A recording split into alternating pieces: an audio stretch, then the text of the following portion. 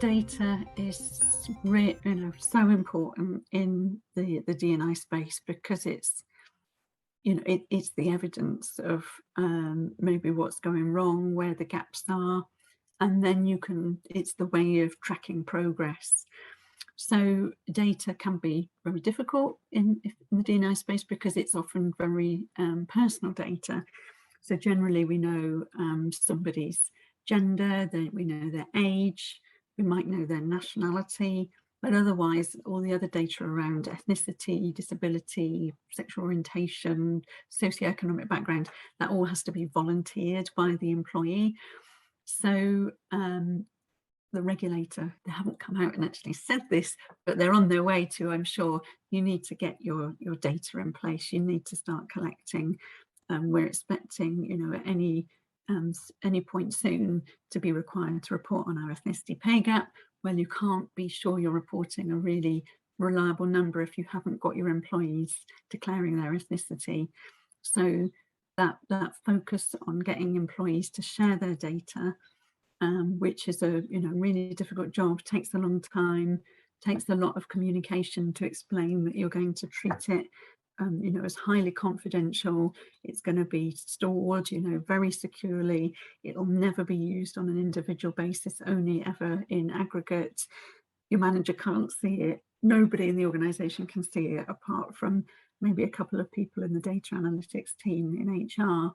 So it's a really big job, but it is the most important thing, I think, in terms of moving the dial in the D&I space.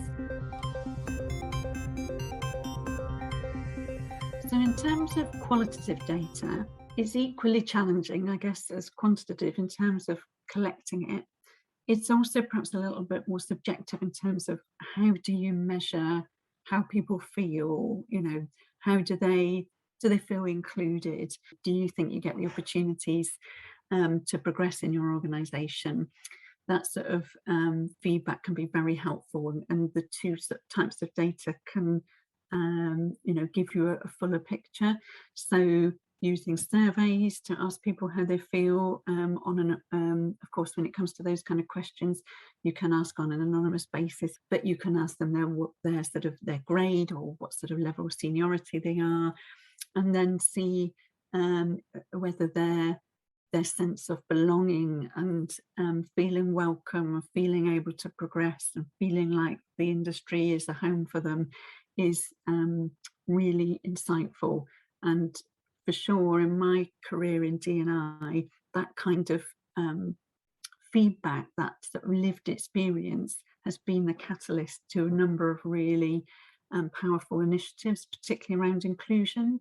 A couple of years ago, the insurance industry put in place the Inclusive Behaviours Pledge, and that was on the back of Me Too, and then some feedback that we got from women in the industry who'd had some really horrific experiences in terms of inclusion, inappropriate behaviour, and that was the sort of catalyst to make that happen.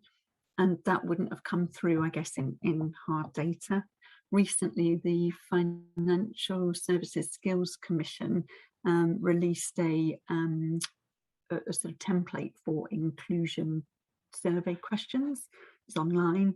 I think it's a really useful tool, and as an organisation, you can just go in there for free and cut and paste the questions, and that will give you a really good feel for what it's like to be an employee in your organisation.